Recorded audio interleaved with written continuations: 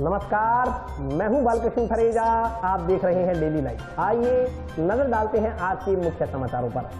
Police प्रशासन के आवाज अभियान का हुआ आगाज। एसपी और कलेक्टर ने महिला थाना से रवाना किया जागरूकता रथ।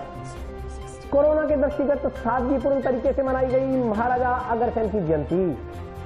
वार्ड 45 के बासिंदों ने की पराली जलाने वाले काश्तकारों के खिलाफ कार्रवाई की मांग। शादी का झांसा देकर देश शोषण करने के मामले में कार्रवाई की मांग। गांव माला रामपुरा के ग्रामीणों ने पुलिस से लगाई न्याय की गुहार। और अब समाचार विस्तार से।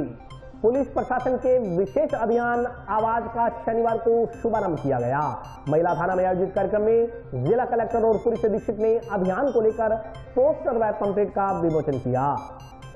जिले में महिलाओं व बालिकाओं की सुरक्षा को सुनिश्चित करने, अधिकारों व कानूनों के प्रति उन्हें सजग करने, लैंगिक समानता उत्पन्न करने, महिला अपराधों में कमी लाने व युवाओं और बालकों में महिला सुरक्षा व सम्मान का भाव जागृत करने के उद्देश्य को लेकर जिला पुलिस की ओर से विशेष अभियान आवाज का शनिवार को आगाज किया गया। अभियान को लेकर जंक्शन स्थित महिला पुलिस थाना में जिला स्तरीय कार्यक्रम का आयोजन किया गया। इस दौरान आवाज अभियान को लेकर पोस्टर और पंपलेट्स का विमोचन किया गया। साथ ही जागरूकता भी रवाना किया गया। पुलिस अधीक्षक श्रीमती राशि डोगरा ने बताया कि जिला प्रशासन के सहयोग से ये अभियान 17 अक्टूबर से शुरू होकर अगले पूरे महीने तक चलेगा। इस कार्यक्रम में पुलिस के साथ साथ प्रशासन के शिक्षा, चिकित्सा, महिला एवं बाल विकास, सामाजिक न्याय एवं अधिकारिता सहित अन्य विभाग सक्रिय रूप से भागीदारी रखेंगे। कार्यक्रम के प्रभारी अधिकारी एएसपी जसाराम बोस की देखरेख में आगामी गतिविधियां संचालित की जाएंगी। कार्यक्रम में अपने उद्गार प्रकट करते हुए जिला कलेक्टर जाकिर हुसैन ने बताया कि सभी थाना अधिकारी, बीट कांस्टेबल्स, विभिन्न राज्य के कर्मचारियों,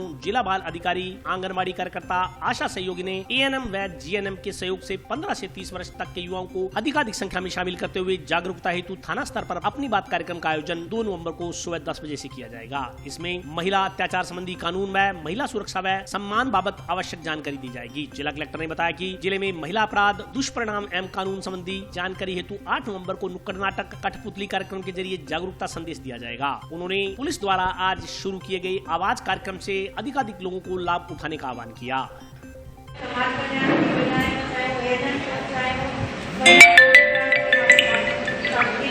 हमारी गैया हो, हम सबको आवाज वॉरियर की तरह आज यहाँ से जाके इस कार्यक्रम को आगे बढ़ाना है। हमें सिर्फ इसको एक औपचारिक रूप की तरह नहीं लेना, क्योंकि मैं देखती हूँ कि हम कुछ लोग ही होते हैं जो हर प्रोग्राम में बैठ जाते हैं, आपस में चिंतन मनन कर लेते हैं और आपस में अपने एक दूसरे को समझा के यहाँ से चले जाते हैं। इस प्रोग्राम का, इस कार्यक्रम का उद्देश्य ये है कि चाहे वो आपका घर हो, चाहे कोई निजी क्षेत्र हो, चाहे वो आपके काम करने की जगह हो, कहीं भी आप किसी भी रूप में महिला के खिलाफ अत्याचार होते हुए देखते हैं, आवाज उठाने के विभिन्न तरीके हैं। आपको हेल्पलाइन नंबर, कॉल नंबर दिए हुए हैं। अगर आपके लग रहा है कोई ज्यादा अन्याय हो रहा है तो आप मुकदमा दर्ज करा सकते हैं। सारी चीजों के लिए समाज में, क्योंकि ये केंद्र सरकार का समाज है, आदमी की जिम्मेदारी सबसे ज्यादा है और जो अपराध होते हैं वो भी आदमी करते हैं, महिलाएं करती है, लेकिन वो संख्या में कम होती है। मेरा सबसे अनुरोध ये है, जैसा मैडम ने कहा, एसपी साहब ने कहा, सभी अपने बच्चों को ऐसे संस्कार दें कि वो गलत काम करने की बात सोचते हैं। जैसे प्यारे साहब ने नशे की बात कही, तो मेरा अनुरोध यह है, बच्चे को ऐसे संस्कार नहीं तो नशे की सोचते ही दिमाग में नहीं आने की मुझे नशा करना है, या उसको ये समझ में आ जाए कि ये चीज हो रही है। इसी तरह समाज के हर तबके, हर वर्ग और हर इंसान की इज्जत करना, उसको रेस्पेक्ट देना और किसी भी तरह की बुरी चीज से बचना, ये सिखाना माँ बाप की जिम्मेदारी है। जो छेड़छाड़ की घटनाएं होती हैं, मैं समझता हूँ कि इसमें बड़ा कारण शराब की है, नशा की। इस चीज पर कंट्रोल करने की आवश्यकता है। जब से एसपी में आई है, मैं समझता हूँ कि जितने भी शराब को लेकर या मादक पदार्थ हैं, उनके खिलाफ जोरदार कार्रवाई की है, संख्या काफी बड़ी है। मैं समझता हूँ कि इस पर कंट्रोल करके ही हम छेड़छाड़ की घटनाओं को रोक पाएंगे। इस मामले में लगातार हम चाहते हैं कि शराब और इस तरह के जो मादक पदार्थ हैं, उन पर हर अच्छे से रोक लगे, ताकि इस तरह की घटनाएं जो है तो सामने न आए। आज ये महिला अत्याचारों के खिलाफ राज्य सरकार के द्वारा 1 महीने का अभियान चलाया जा रहा है आवाज़ के नाम से। इसकी शुरुआत के लिए हम लोग यहाँ हनुमानगढ़ महिला थाने में उपस्थित हुए हैं। एसपी साहब और सभी जिला स्तरीय अधिकारीगण और पुलिस विभाग और महिला बाल विकास के लोग। इस अभियान का उद्देश्य यही है कि महिलाओं के प्रति जो भी अत्याचार होते हैं उनके प्रति महिलाओं को जागरूक करना और पुरुष जो नासमझी में या जिस तरह की गलतियाँ करते हैं उनके लिए उनको भी जागरूक करना और सभी पेरेंट्स को यह समझाना कि बच्चे किस तरह की गलतियाँ करते हैं उनको भी इस बात के लिए तैयार करना कि किसी तरह की गलतियाँ नहीं रहें। माँ बाप बच्चों को अच्छे संस्कार दें जिससे किसी तरह की वो गलतियाँ ना करें। अधिकार और कर्तव्य महिलाओं के जो भी है उनको समझाने के लिए विभिन्न विभागों के अधिकारियों को सबको शामिल करते हुए महीने भर ये प्रोग्राम राज्य जिला स्तर से लेकर और ग्राम स्तर तक चलाया जाएगा और सभी लोगों को इसमें इन्वॉल्व किया जाएगा। का आगाज़ 13 तारीख से शुरू किया और अभी 1 महीने तक चलेगा। ये 1 महीने का प्रोग्राम है और ये महिला और बच्चियों के खिलाफ जो भी अपराध होते हैं उनके खिलाफ त्वरित कार्रवाई और उनको जागरूक करना कि उनके क्या कानून के अंदर क्या अधिकार है और साथ ही में दोनों बच्चियों और बच्चों को समझाइश करना, उनको कानून के बारे में अवगत कराना कि किस तरह इसमें क्या क्या अपराध में क्या क्या कितनी सज़ा है और जो भी यहाँ आशा सहयोगी हो या ANM हो और बाकी विभाग हैं उनके साथ समन्वय स्थापित करना ताकि अपने क्षेत्र में, कार्य क्षेत्र में या निजी क्षेत्र में अगर इस तरह की कोई भी कहीं भी इस तरह का अपराध हो रहा है और महिला आगे नहीं आ पा रही है तो उसको कानून के सामने रखें। कि पुलिस ने इसमें बहुत तत्परता दिखाकर ये काफ़ी सनसनीखेज मामला था जिसमें बिना वजह एक व्यक्ति द्वारा 7 जगह आग लगाई गई और समाज में काफ़ी दहशत का भी माहौल था।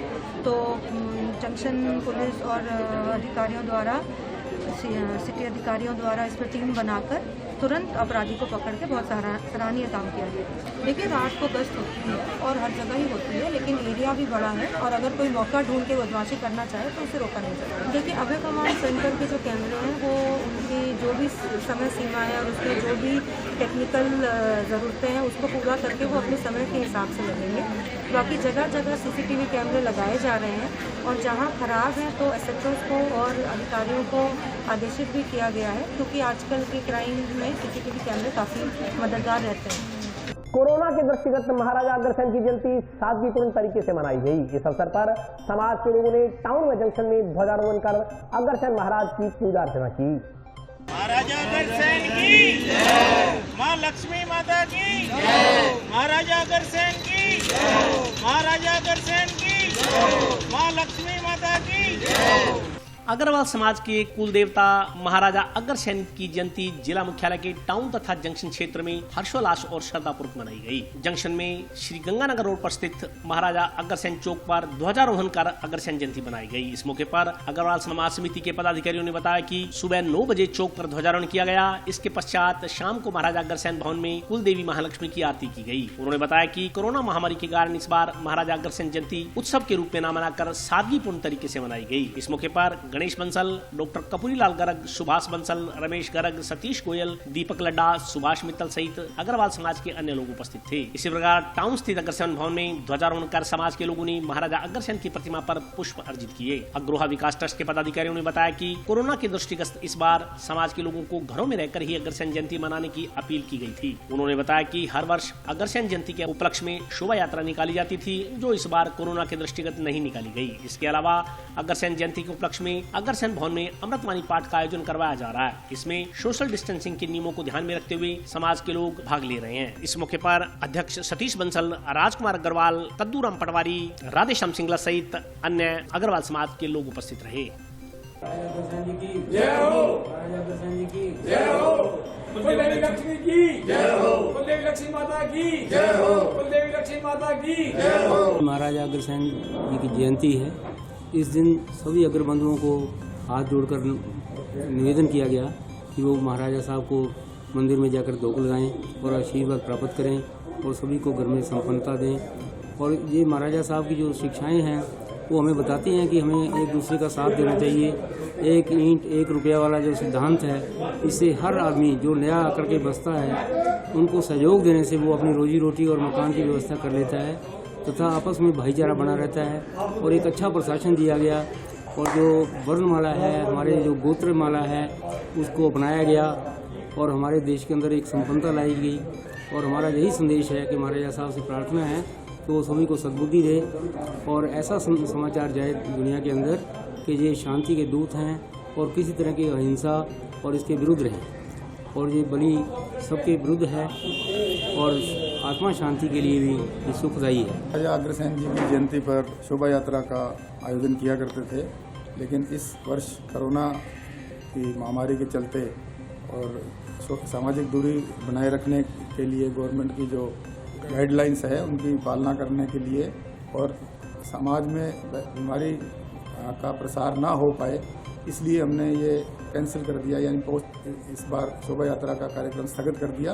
और उसके बदले में यहाँ हमने भवन में महाराजा की संगोष्ठी आयोजन की है और उससे पूर्व में हमने अमृतवाणी का पाठ का भी आयोजन किया है। इसमें एक संक्षिप्त रूप में कार्यक्रम रखा गया है जिसमें सोशल डिस्टेंसिंग की पालना करते हुए भवन के हॉल में दूर दूर बैठते हुए कम से कम उपस्थिति में, और ताकि महाराजा जी की गुणगान भी हो जाए और कोरोना महाकाल में इस बीमारी से भी बचे रहें, इसके लिए हमने ये कार्यक्रम आयोजन किया।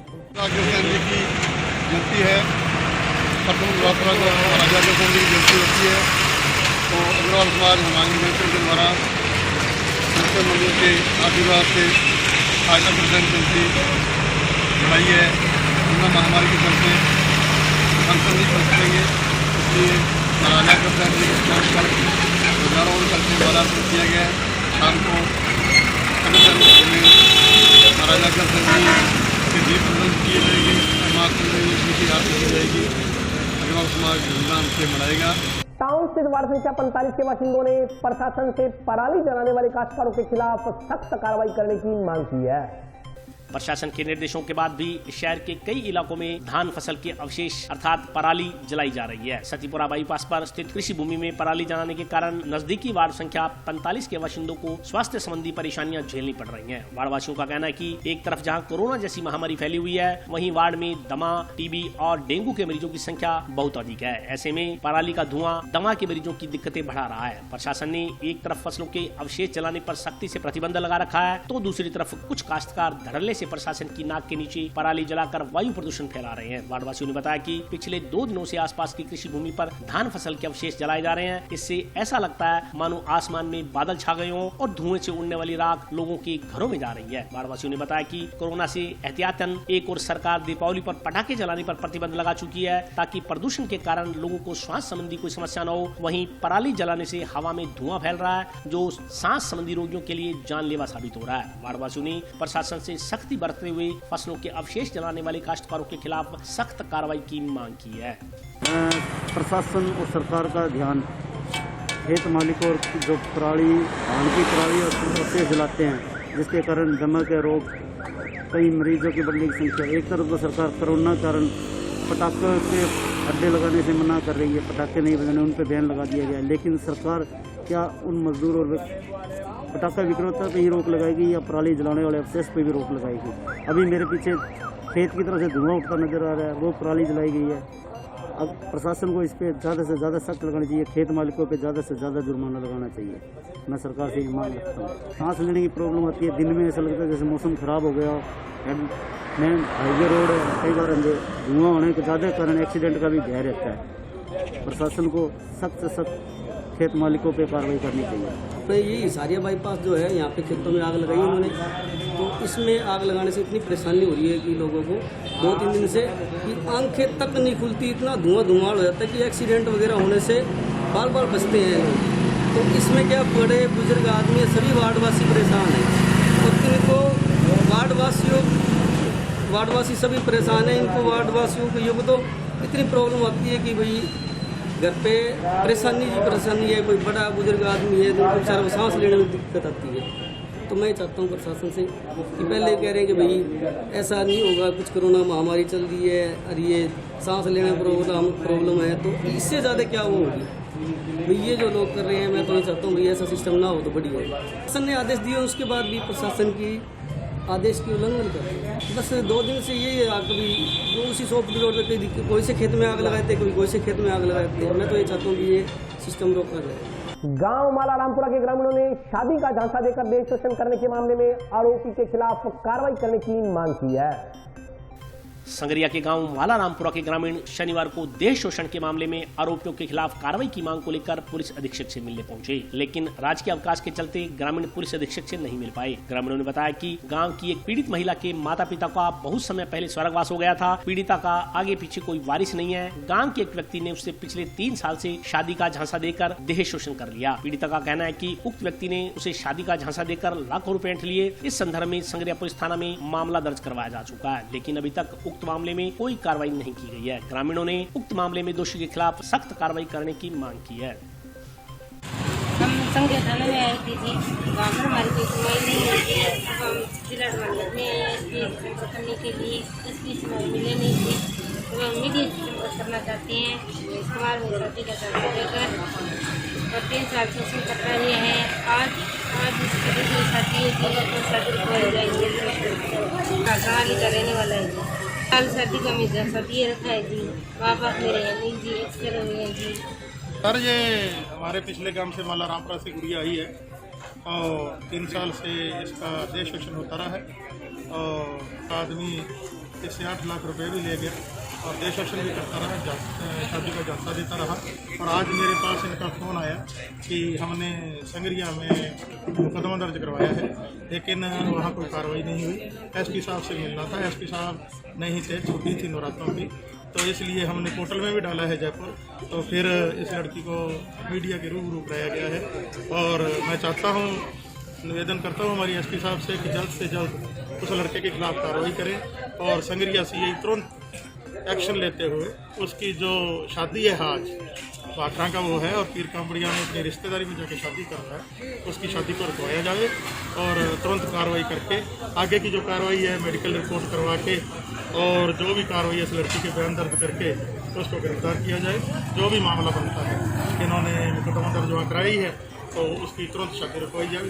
जिस इनको लगता है सुनवाई नहीं कर रही, लेकिन वो थाना अधिकारी कह रहे हैं कि हमने मेडिकल करवा दिया, 164 के बयान होने हैं, लेकिन ज़रूरी ये है कि उसकी शादी रुकवाई जाए क्योंकि एक घर तो वो बर्बाद कर चुका है। अगर वो दूसरी जगह शादी कर लेता तो उस लड़की की भी ज़िंदगी बर्बाद हो जाएगी। इसलिए सबसे पहला काम जो थाना अधिकारी संगरिया का है वो इसकी शादी, उस लड़के की शादी रुकवाने का काम करे ताकि दूसरा परिवार है जो वो बर्बादी से, वो लड़की भी बर्बादी से बचे, वो परिवार भी बचे। और अभी वक्त है ब्रेक का, हाजिर होता हूँ छोटे से ब्रेक के बाद।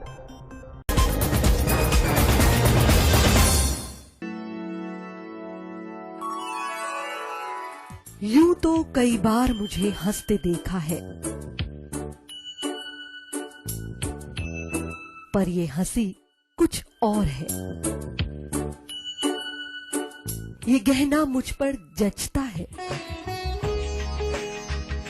पर ये महज एक गहना नहीं,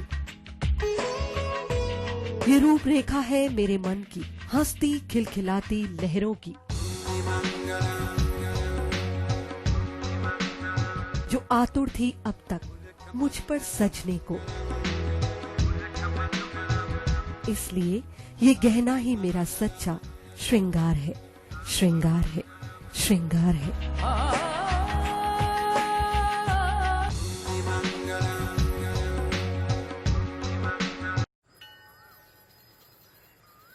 अरे बबलू, लॉकडाउन खुलते ही टहलने निकल पड़े।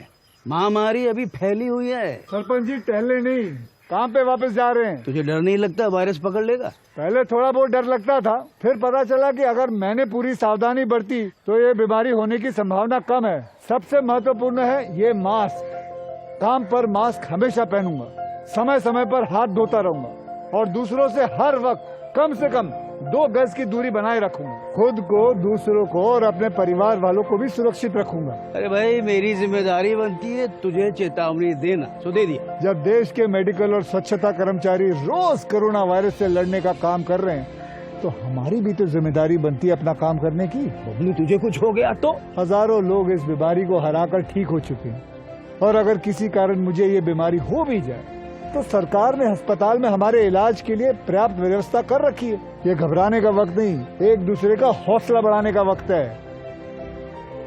अरे ऐसे क्या देख रहा है? तू काम पे जाएगा, मैं नहीं जाऊंगा, नाक नहीं कट जाएगी मेरी। चलो मास्क। हाँ मास्क मास्क। अरे नाक तो ढक लो। हाँ। कोरोना वायरस से हमें लड़ाई जारी रखनी पड़ेगी, पर उससे डर कर नहीं, पूरी सावधानी के साथ डट कर चलिए। रुकी जिंदगी को आगे बढ़ाएं, देश को आत्मनिर्भर बनाएं। जय हिंद।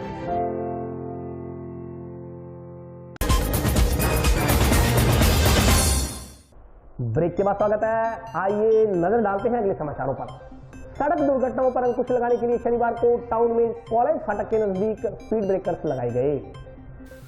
टाउन के कॉलेज फाटक के नजदीक टीबी हाईवे पर सड़क दुर्घटनाओं पर अंकुश लगाने के उद्देश्य से अंडरपास के दोनों रास्तों पर स्पीड ब्रेकर्स लगाए जा रहे हैं। स्थानीय दुकानदारों ने बताया कि आए दिन अंडरपास के रास्ते पर आने जाने वाले वाहनों की अक्सर गति अधिक होने से भिड़ंत हो जाती है। गति नियंत्रित नहीं होने के कारण बड़ा हादसा होने की आशंकाएं हमेशा बनी रहती है। वहीं अंडरपास का रास्ता बेहद संकरा और मोड़ काफी खतरनाक है। ऐसे में वाहन चालकों को खासी परेशानियों का सामना करना पड़ रहा है। स्पीड ब्रेकर लगने से न केवल दुर्घटनाएं कम होंगी, बल्कि अंडरपास पर ओवरलोडिंग की परेशानी से भी कुछ हद तक राहत मिलने की संभावना है। स्थानीय दुकानदारों का कहना है कि जिला अस्पताल और रेलवे स्टेशन सहित मुख्य हाईवे होने के कारण भारी भरकम वाहनों की आवाजाही भी इसी मार्ग से होती है। ऐसे में स्पीड ब्रेकर्स लगने से काफी राहत मिलेगी। स्पीड ब्रेकर से एक तो दुर्घटना कम होगी जी, यहाँ पे काफी रश रहता है, इसलिए तेज गति जो वाहन आते हैं उन पर अंकुश लगेगा और ये दुर्घटना कम होने की संभावना है। अंडरपास का रास्ता थोड़ा सा गलत है जी, अंडरपास थोड़ा सही नहीं बना हुआ, तो थोड़ा सा अगर थोड़ा होता तो वो एकदम मोड़ दे दिया जिससे खतरा दुर्घटना का पता रहता है। और अब अंदर तो थोड़ा सा इससे फर्क पड़ जाएगा, जो कम गति से साधन आएगा तो थोड़ा सा फर्क पड़ेगा। सर ये जो अपने दिखा रहे हैं स्पीड ब्रेकर, इसमें अपने सुविधा है, इसके अंदर अपने एक्सीडेंट की तो मैंने सुना रहेगी कि वो पास में अंडरपास से निकलते हुए वक्त और अंदर एंट्री होते वक्त अपने स्पीड ज़्यादा रहती है, इससे स्पीड कंट्रोल होगा, एक्सीडेंट कम होंगे।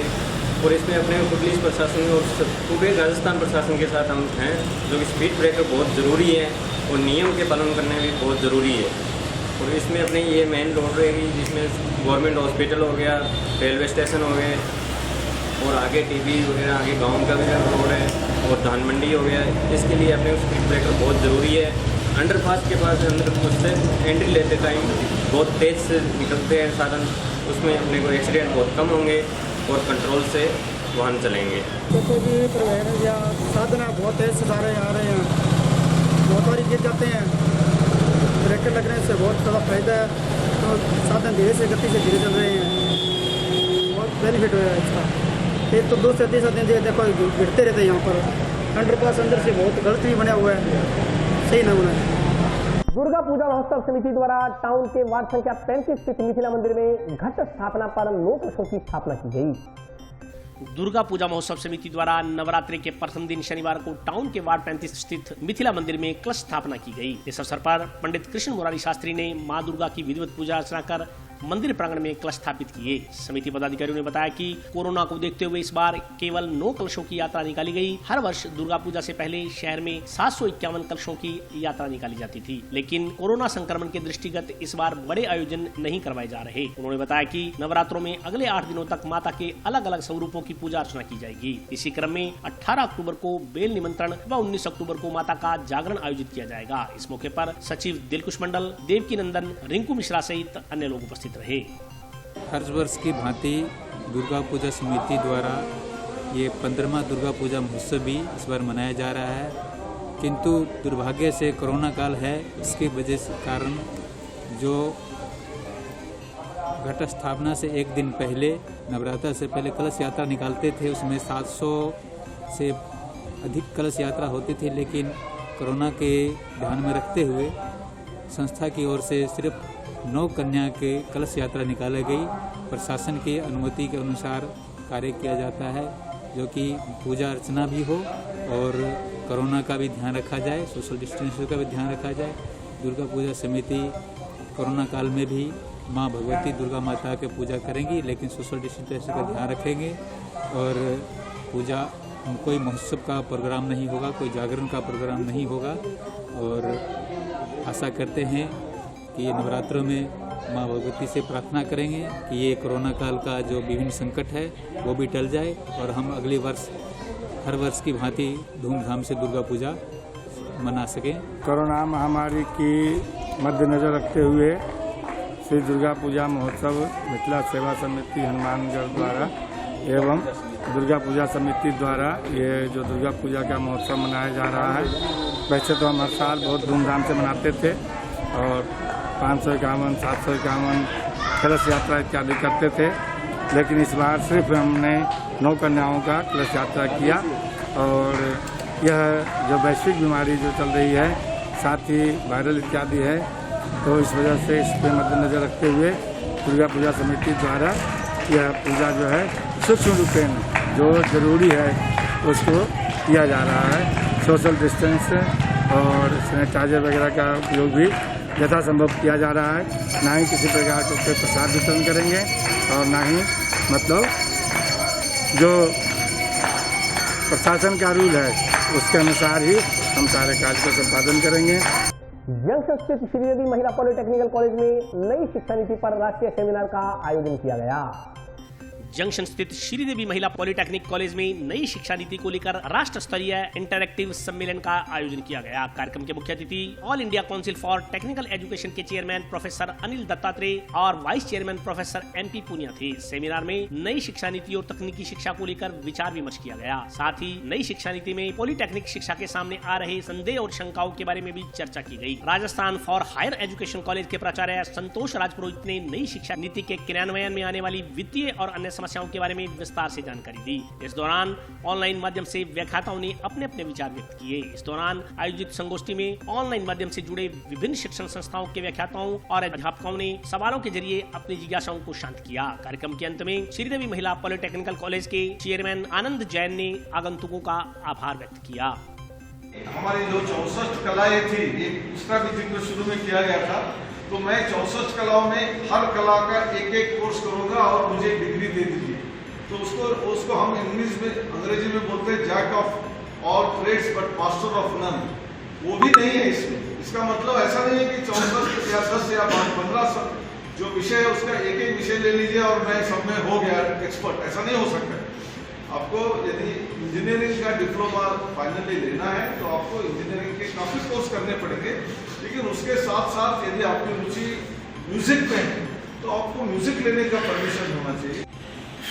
सबसे बड़ी बात तो ये कि करीब 34 वर्षों के बाद नई शिक्षा नीति के रूप में एकेडमिक बैंक ऑफ क्रेडिट्स की बात इसमें कही गई कि एक विद्यार्थी अगर एक संस्थान से दूसरे संस्थान में जाता है तो उसके जो अंक हैं उनका क्रेडिट्स अगले इंस्टीट्यूट में उसको मिलेगा।